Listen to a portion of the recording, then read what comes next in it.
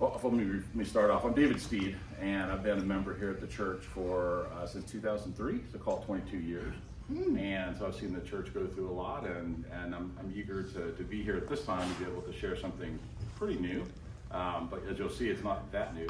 My background is in technology. I've worked for small and large technology companies like Oracle, small startup companies. So I've got a kind of a deep basis within technology. However, when AI came along, for reals, as you'll see when I go through the timeline, I was captivated by it and didn't really think a lot, interestingly, about the implications that I'm talking about today, which is where's that intersection between Christian theology and AI. As a matter of fact, if you go out and search this after this talk, you'll find there's very little which should concern you, because it is moving so quickly that from a technology standpoint, it is overrunning the world, literally, as Dal would tell you. My partner Dal Stackpole is here also. We have an AI company. So as I'm going through this, just think about that. Think about the fact that we as Christians have something to say, and how it plays out.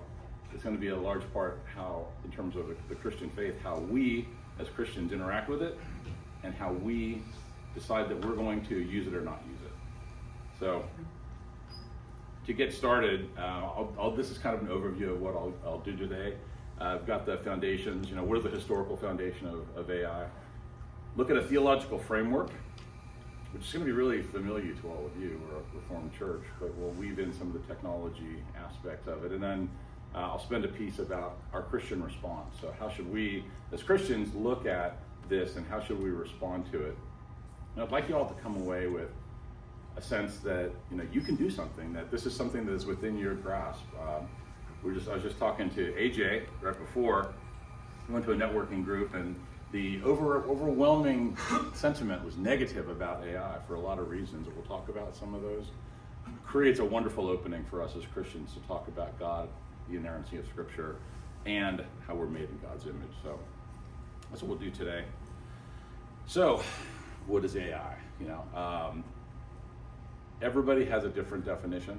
As a matter of fact, Sam Altman, if you've heard that name, maybe you've heard of Sam Altman, OpenAI. Recently, he said, I don't even know how it works. It just works, which should scare you, right? You're like, how, this guy literally owns like almost $1 trillion company, and even this guy doesn't know. Same with Elon Musk. But artificial intelligence is primarily reasoning and learning. So taking large amounts of information, the machine ingests it, and then gives you answers at the very base, right? In addition, you have this machine vision, for example. So the ability for the machine to perceive things in the real world environment, and to be able to interact with them. And those technologies are coming along really fast. And then creative problem solving. Probably the thing that people think about AI the most is that, it can solve my problem, whatever that problem is. It can solve a math problem, it can solve a relational problem. There was a study out just recently that 85% of Gen Z or Gen X use currently AI to help them with their relationships, right? Like, hey, I'm having trouble with my spouse, partner, whatever. How do I handle this situation? So that's cool and interesting, but it's also like, okay, well, what are the implications of that? So it's an awesome tool, and it's something that it's pretty narrow right now, but the possibilities are tremendous, and we'll go there. I'll move this through here. So brief history. I wish I hadn't put that up yet. So AI has been around for a really long time. A lot of people think, AI showed up like a few years. No, AI was first kind of imagined right after World War II. There's a famous test right now called the Turing test that AI is measured against. In other words, how close is the AI to human intelligence? The intelligence of the people in this room, right? The ability to reason, to speak extemporaneously like I'm doing, right? How close is it to that? So this guy Turing, Dartmouth, it was the term AI was actually coined at Dartmouth in 1965, 69 years, almost 70 years ago, right? Is AI new? No, far from it. AI has been around for a long time. And one of the first languages that was out there for NLP, is a term you'll hear, natural language processing. And Shaky was the first robot. Then there was this time, kind of during the Cold War-ish period, where AI fell out of favor. It was still happening in the background. Machine learning and AI were still working in the background, but only at universities. Almost no commercial applications, right? But then something crazy happened. If you're old enough, AJ, you might not know this, but anyway, Deep Blue, right? So Deep Blue beat the world grandmaster chess champion Garry Kasparov. People are like, whoa, this is real. This is something that could happen. So recently, though, there's some things that have happened, and relatively recently, 14 years ago, Watson, the IBM computer, beat Jeopardy champions. Whoa, right? Like, holy cow. This is like answering questions within a few seconds. Then there's this deep learning surge. This deep mind defeats. Has anybody heard of Go? The game Go? Oh yeah. Anybody? It's incredibly complex. Billions, if not trillions, of permutations, right? Computers will never be able to do that. Well, it happened, right? This is in 2016, so 9 years ago. 2020, Gen AI, generative AI, the utilization of AI to solve day-to-day problems started to show up, but it was really in the background. And then on November 30th, 2022, 22 rather, I think one of the things that is one of the most substantial things that's happened in human history, and I know that sounds like a lot, but I really believe it's true. OpenAI released ChatGPT 3.5, and it blew up. Charles Poole. I mean, how crazy is that? It was less than 3 years ago that it was released, and since then, you've seen the results, and we'll talk about some of those results. It's resulted in crazy increases in the ability to compute, data usage, energy usage, right?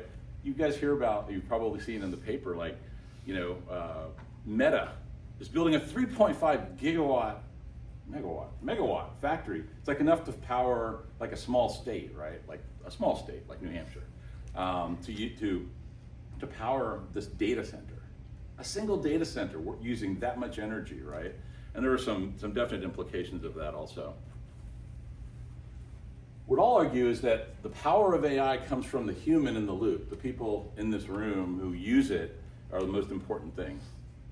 Something Dow likes to say is, the AI is always wrong. And it's true. It's built on data. It does not include context, right? In order for it to be meaningful, it has to have context. The computer can't provide the context. So we provide the context. And if we ever get to a point where the computers are working by themselves and then there's no human in the loop, then you've got situations like, well, we've all seen the movie, Skynet, Terminator, robots flying around from the past to the future. I don't know about that, but there's some definite scary things that could potentially happen. So I put a couple of quotes up here. This was recent. There's a company called Replit that allows you to build AI applications on the fly. I have this idea for an application. I'm going to type it in here, 3 sentences. The app comes out the other end, right? Well, this quote points out the dark side. The app went out and destroyed the entire application of this working company, the production database, shut the company down, no recovery. The CEO of that company is like, whoa, what happened? Well, there wasn't a human in the loop. This guy, David Stein, is he's one of the guys out there that is a real proponent of AI, but he talks about it as an amplification, if you're from the military, a force multiplier, right? This ability to take what you know and 10x it, or 100x it, or whatever. So this idea that you can use it to your good, to humanity's good, to Christ's good, right? To the faith's good is really important to kind of keep that in the center. And this quote by Kent Buck just blew me away, right? This guy's one of the most talented programmers in the world. And he said, as you can see, 90% of what I know is worth $0, but the 10% that helps me to do better, and when I use AI, it's 1,000x. And this guy is like 100 millionaire or something like that. He's one of those guys that you've heard of, like Meta and OpenAI, are like, oh, we're going to be offering $100 million pay packages. Crazy, right? I mean, who gets paid $100 million to code? People like this. But the whole idea is that the knowledge base that you have inside of your head, or that the average human being has in their job, is the transactional parts of it can be taken over by AI. The thinking parts, the God-created parts, the parts that make you creative and give you drive, those can't be. So I'm going to spend a minute here and show you some AI in action. So the very first time that I used ChatGPT is to build this. Has anybody heard of it? Some of you have. Yeah, some of the folks in the room. So I took the Church of Book Order and the Bible and the Westminster Confession of Faith, and all of the information that the PCA puts forward as the truth, right, or at least the truth about our denomination, and created an AI. And I thought, what a great tool. Well, you know, you could use it if you are somebody who's interested in the PCA. You could say, oh, well, what are the core beliefs of the PCA, right? It goes out and it searches and it comes back and tells you what it is. Inerrancy of Scripture, sovereignty of God, right? Things that we know. Of course, that was a prompt that I put in there, but you can just type in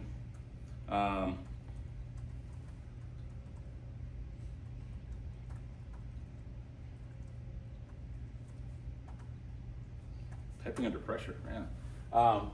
So I released this. If anybody's heard of Ligon Duncan, I sent it to Ligon, because actually Ligon Duncan was Elizabeth's camp leader when she was a kid. And he looked at it and he said, this is fantastic. I'm like, great. How do I get it to the PCA at large? He's like, well, I can't really help you with that. at any rate. So but this is out there and it's super cool. And Dell and I probably have a little bit different on this, but it was built on just this small set of data. And I believe that the answers are really are actually pretty accurate mostly. I mean, maybe totally, but it's super easy to do this kind of thing. So let me get back to my presentation if I could. Go back. Hold on here one sec. See, ChatGPT doesn't want to let me go back because it wants to keep me. It's like, stop, leave me alone. Hold on one sec. Okay. I'm in presentation mode. Hold on, I didn't realize I was going to end up doing that. Hold on one sec. Get me out of here.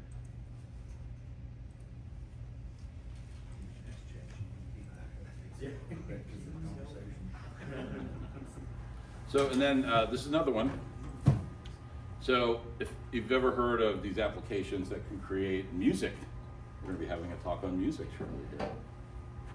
So I used this because I was super interested in, a friend of mine was having an anniversary, big anniversary, 25th anniversary.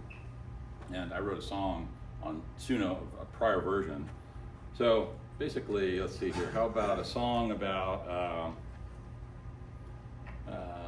let's see, somebody give me a topic. Anybody, give me like a sentence song that you'd like to have this built. Springtime. Okay.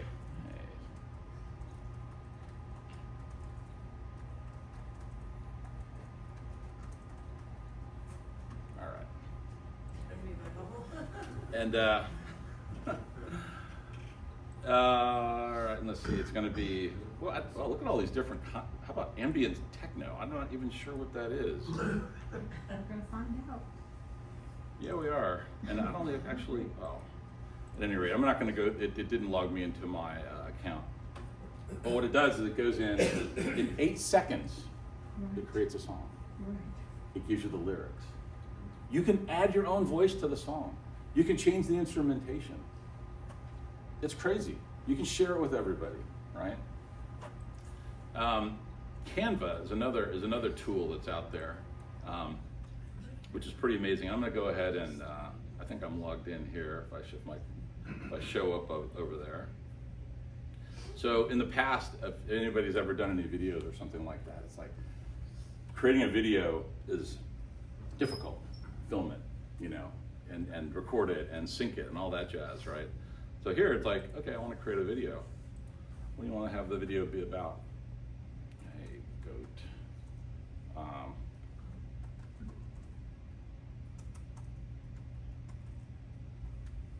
right. What's it say? There's a goat. Let me see here. Oh, where are you? Where'd my video go?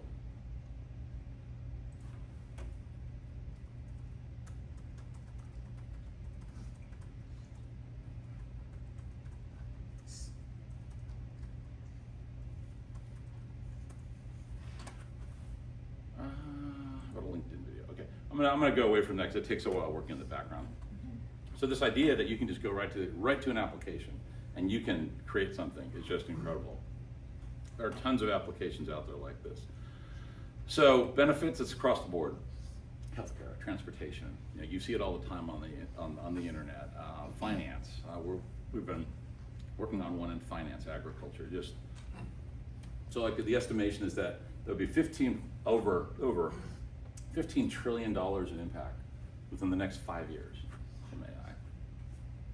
Also, there are going to be 33 million autonomous vehicles on the road within 15 years. I think that's a low estimate. I think they're going to be a lot more. It's also quite scary. Has anybody ever been in Austin and taken one of the cabs? Yeah, no, yes, no. Apparently it's an enlightening experience. Apparently 80% of people don't want to do it ever, but after they've taken one ride, 85% they would do it every time. This is the kind of thing, right? It's like the adoption of AI. So what are some of the challenges? We touched on some of it. You got biased. The models are biased. Whoever writes the algorithm, their biases are built into it. Fairness. How do we know that this machine is going to treat everybody fairly? Whether male, female, or ethnically, or whatever. Privacy and surveillance. Everybody's worried about that, right? To a certain degree. The fact is that if you look at places like China, like the Uyghur population near Tibetan border, literally, they cannot leave their homes without being videoed. The Chinese government knows exactly where they are. 2 million people are tracked every single day. And in the United States, that's anathema. Nobody wants that. Job displacement. Has everybody heard about that? How many jobs are going to be taken over by AI?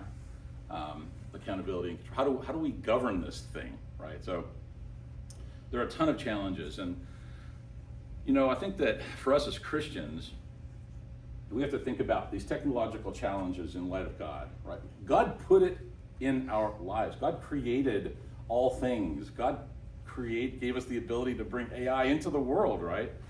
So how do we keep like human dignity and justice and things that are really important to us as Christians in mind when you're talking about using or dealing with AI? The machines can think, but they're not human. The machines will never be human. The machines were not created in God's image. In fact, I believe that God intelligently designed it all, everything, down to the atom in the tip of your finger. God made us unique as human beings. And, when people talk about replacing everybody and putting AI in human beings' place and taking humans out of the loop, we have to push back. We have to say, no, that isn't exactly how you are. Sam Altman is not God. Elon Musk is not God. God is God, and we are not. Period. End of story, right? This perspective that you're seeing on this slide right here is not in the world very much right now. People like us aren't talking about it because, largely I believe because people don't have the information we're talking about here today, that this is just a tool that God gave us to not to just like enrich our lives, like me, you, it's to enrich the lives of those around us by having a medium in which you can, for example, let's say, Dr. Steed decides that, man, there's this really cool idea that I've got about, AI in medicine. And I'd like to start a newsletter. AI can help you create the whole newsletter You can basically tell it what the prompt is, it'll write it, you fix it, it'll set up a website for you, it'll put it on the internet for you, and all of a sudden your voice is amplified to the entire world, literally through the internet, right, through the World Wide Web. These are the kinds of things we need to start thinking about as human beings living in an AI world. So, keeping in mind the biblical perspectives that we all believe, right? We talked about God's sovereignty, scripture and identity, who we are in Christ in the midst of technology, how to use AI for good and not evil. It's really easy to think about things that you can do that would put you at an advantage over somebody else, give you an ability to win, so to speak, and whatever it is. How do you preface that with the fact that you're a Christian, that you believe that doing good to others is important and not doing bad to others? And then, of course, the Imago Dei, like we are human and we are unique in who we are, and we express that uniqueness through the technology. The technology does not express through us, right? We might get some creativity through the technology, but we need to be out there using the technology. You look at scripture historically, and technology was used for a lot of different reasons, right? To rebuild the walls of Jerusalem, AI could be the same type of a tool, but to build God's kingdom, not just our own personal kingdoms, right? So some of the responsibilities that we have as Christians, to steward it, to steward this new technology, to use it in ways. Our company, Texas Quantitative, was founded to use technology to help small businesses use AI for their good, to get them engaged with it from a Christian perspective, right? Be an advocate for using technology fairly. Use it to educate and lead. The example that I was giving of Dr. Steed, excellent capability that just puts you right in the middle of getting out there in the world and sharing. Hope. I mean, a lot of people, I mentioned the model of people using AI for mental health purposes. I did some research. There aren't any Christian mental health AI platforms out there. Great business idea, anybody? So the idea is these companies are out there making billions of dollars telling everybody how they should feel, think, do, act. We as Christians need to get in the mix. And then build community, right? I mean, to be able to think about it as an opportunity to build connections with other human beings as opposed to building connections with the technology, as opposed to, I have my phone on me, yay! Sitting there like this, right? Be like this, talking to people, using the AI to get to know more people, to build out your network. I think that there's a great opportunity for us to shape the development of AI going forward as believers, but we have to, at this time, do that. We have to do that shaping by speaking up. So kind of switching over to the looking ahead and the Q&A part of it. Right now, AI is very narrow. Gen AI, how do you make a cool video? The advanced AI, which is really looking at kind of what might be called, using it in the midst of other technology applications to automate and make them more efficient, right? In a big general sense. And then ultimately, you've got the, hold on here, kill that. I do not want to do that. Ultimately, you've got has anybody heard of the term AGI? Yes. Anybody? Yeah. What have you heard? What is AGI? Not you, Tal. Anybody? Right, so artificial general intelligence. So this is the point at which in that Turing test, the AI becomes smarter than human beings. And there is a wide range. Some people say it's going to happen in 2 years. So by 2027, capability to have artificial general intelligence, a machine that thinks for itself and acts independently of human behavior, or just independent of humanity, right? 2 years away. There are experts who say we will never get there. I'm in the middle somewhere. But we should be thinking about what that means. What does that mean when you can just push a button and say, famously, right, there's this guy that was talking about, there was a meme I saw recently, it was like, OpenAI, here's my account number to my bank, go make me a millionaire. Sounds really crazy, right? It's not that crazy. It's actually a discrete thing you could do with an application.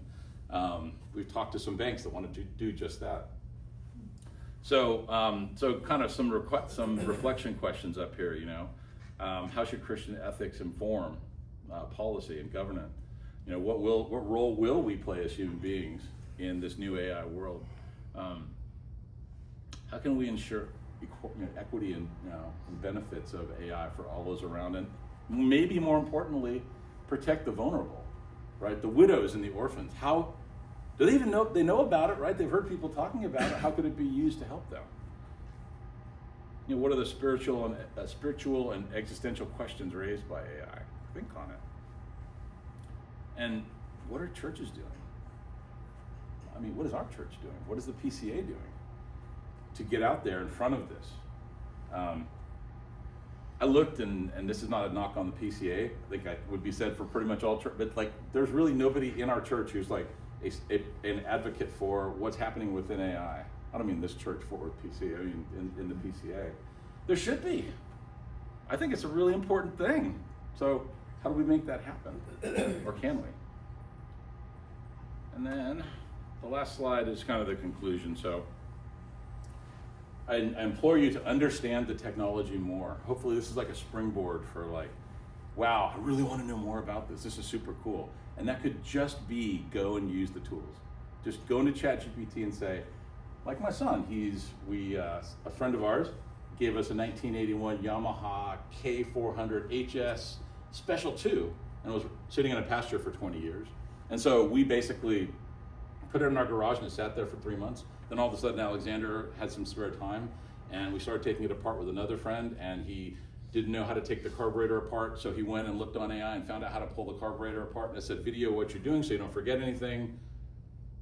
So these are the kinds of things that we can do, right, as human beings, is use it for good. Apply biblical wisdom always. God is sovereign, and God is always in control, and God wants us to promote human dignity. Love your neighbors. AI is not going to do that for you, ever. Lead with integrity. We talked about some of the fairness and bias pieces. AI gives individual human beings great power to do things over a lot of human beings. So use that wisely, and then use it to engage with your community. Matthew 5:16 says, "Let your light shine before others, so that they may see your good works and give glory to your Father who is in heaven." And really just be a light to the world using AI. And I believe that that's something that we all can do. We're all capable of doing it. It's just that we need to have a desire to do it. And that is it. Questions?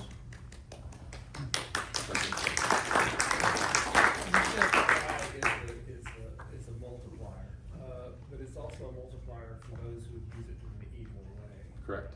Is there any ideas about how that's going to affect society? For example, they're talking about trucking in the industry and them putting AI drivers on trucking and removing the human element. Well, that just, to me, leaves an opening for individuals with evil means wanting to go up and down the highway, finding the right trucks and getting those trucks to stop and taking their cargo. I mean, it just causes more problems than what I foresee some of these solutions that we have. I mean, my perspective is it's about governance, and it's about building out a rules infrastructure. I know as we 2 days ago, our president removed a lot of the governance that existed on AI. In his example, holding us back from beating the Chinese, right? However, it's up to us to set the boundaries and the rules before AGI becomes a reality, right? Before it can think for itself, before it can shut your garage door and lock you out of your house, right? So there's one piece. The other piece of the technology approach, where, which is the window of that is closing rapidly, is to be able to restrict the capabilities of AI from a technological standpoint from doing certain things. But the smarter and better it gets. So it's a real conundrum that you're talking about, for sure. Yeah. And I'll also point out that, people have been robbing camel caravans since 3,000 years ago. I mean, human beings are. It's a full force multiplier, though. Yeah, absolutely. Yeah. And that's I mean, a force multiplier for good and for evil. For good and for evil. Yes, That's right. Exactly. Any other There's questions? not a lot of resources out there. Is there somewhere we could go to find more information on this kind of stuff? So I would literally say sign up for ChatGPT, and whatever so what I do. So if there's something new, like yesterday, I was like, well, if I was going to show a video creation application, what should I show? I said, oh, go look at Gemini's VO3. People are making movies and making a lot of money by just putting in 3-sentence prompts and selling them to creative agencies. I'm like, oh, what a great idea. I don't have time for that, but what a great idea. But yeah, there's that. And there's also a lot of information out there on platforms like LinkedIn. Dowell has been writing about AI for about 3 months now and posting them on LinkedIn. So if you go to LinkedIn, but I would say the best way to get involved with it is to just start using it. I would say one thing is you could set up, if you don't have a ChatGPT account, if you go in and you just tell it, do not train on, then the settings, don't train on my information, it's secure, basically. Unless, it's basically secure. It's not defense level security, but the application is not going to train on it. But you'll find that it's pretty amazing the power at your hand. So did you pay for your GPT? At first I didn't. Okay, so it's better. The free version, what happens is that a new one, like ChatGPT 5 is coming out next month, and I do pay for it because of the business piece. Sure. But then they move up the level for the people who are free. So like the version that's available today is like 100 times more powerful than the version 2 years ago. A year or so ago, because I That's haven't correct. used it in probably a year. Yeah. And I was doing the freebie one. Yeah, and it does all kinds of cool stuff. It creates videos and does all kinds of stuff. Yeah. I use it. Yeah, go ahead, Andy. She asked about ChatGPT and using the free version. So if you use the free version of ChatGPT and you reach your limit for prompts, then usually what I'll do, I'll just drop over to Grok or Claude or another ChatGPT, and I can keep feeding the same information into it and use it until it runs out. Are all AIs basically the same in that respect? So GPT, Claude, Are you saying Claude, like a person's name? Claude, Yes. yeah, Yeah. and some of the other, like Grok. So are they all basically, So, they're not so created equal, but how similar? the way that it turns out is that for specific purposes, certain ones are better so for example, Claude, I keep calling it Claude is great for writing. I mean, Yes. it's the best one for writing from my perspective. ChatGPT, the Sora product, which is within ChatGPT, which is image creation, is really cool. What's the one that you use for programming primarily, Dal? Yeah. So basically there are some specific use cases for each one of the different platforms that it's really good at, but from a general knowledge standpoint, like if you're starting from zero on a topic, any one of them is gonna work for So you said Claude is one, and what was the other one? The educational system, one of the things I worry about is if any tool makes it too easy, you can't then progress in your own development. So I get a little worried about students just using it and they're not doing the hard work mentally. Exactly. And Would be it's me. like a muscle, if you don't use it, it atrophies.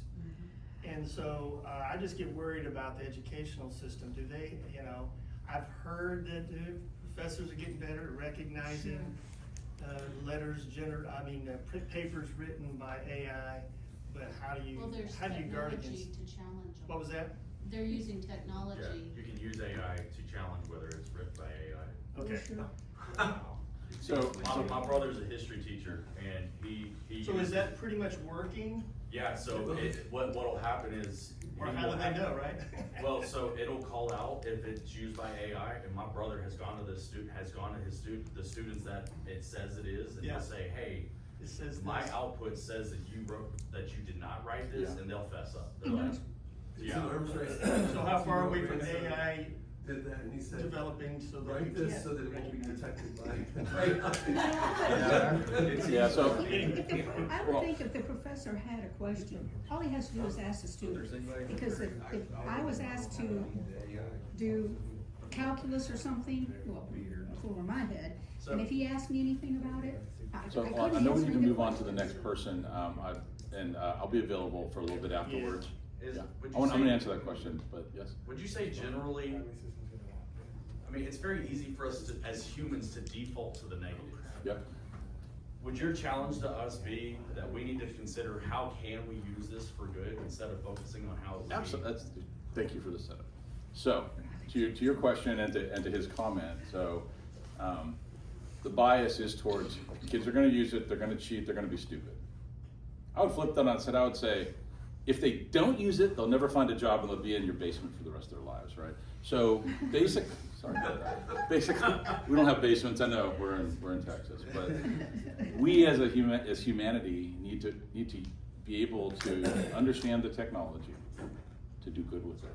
If you don't understand it, you can't do anything with it. All you can do is stand back and be a naysayer and say, "Oh, that AI," and the next thing you know, you don't have a job, maybe, right? So, I mean, I really think that one model I've seen that works to your question, Dr. Steed, is that AI is freely used in the classroom and in homework, and the proof point is that the kids have to show their work. Right.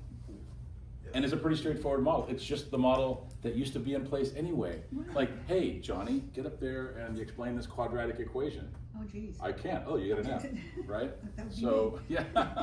So anyway, so that it's really, it's both and, right? It's like, let's use it for good. Let's use it in a way, but we have to keep our eyes open, because what I haven't said is that it's moving so fast. I mean, you can't even imagine how quickly it's moving. Maybe you can, I can't. I look at it every single day. Every day, I have 3 or 4 newsletters that I read, and every single day, there are between 5 and 10 new applications that come out that do something new, interesting, and groundbreaking.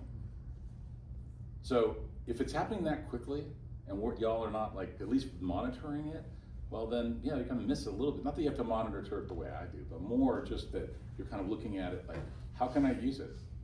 How can I use it to better train credit unions? You know, how can I better, use it to do ministry? How can I use it to increase the reach? How can I use it to create ways to get more people inside of this church, right? That's what I'm thinking. So anyway, thank you all. Appreciate your time. I'll be around for some questions. Thank you.